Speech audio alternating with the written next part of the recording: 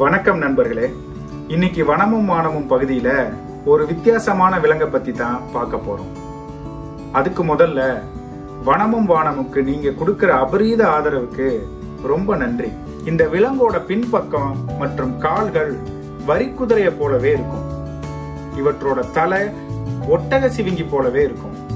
ஆமாங்க, நாம இன்னைக்கு பார்க்க போறது மிகவும் வித்தியாசமான ஒக்காப்பி விலங்கை பத்தி தான். உலகத்துல எங்கேயுமே காணப்படாத இந்த அபூர்வ விலங்கு இந்த பூமியில வெறும் 5000 சதுர மைலுக்குள்ள மட்டுமே வாழுதுன்னா ஆச்சரியமா இருக்குல்ல?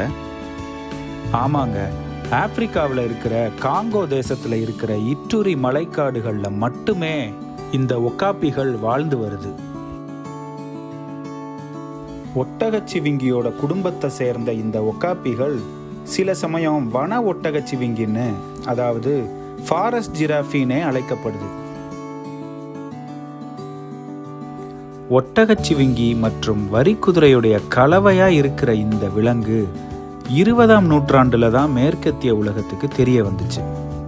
1887ல் ஹென்றி மார்டன் ஸ்டேன்லிங்கிற இங்கிலாந்தை சேர்ந்த ஒரு ஆய்வாளர் தன்னோட காங்கோ பயணத்தப்போ உள்ளூர் மக்கள் ஒரு வினோதமான விலங்கை பத்தி அவர்கிட்ட சொல்லியிருக்காங்க.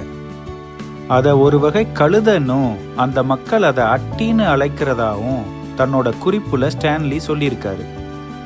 இதை பிற்காலத்துல ஒக்காப்பி தான்னு பிற ஆய்வாளர்கள் உறுதி செஞ்சிருக்காங்க.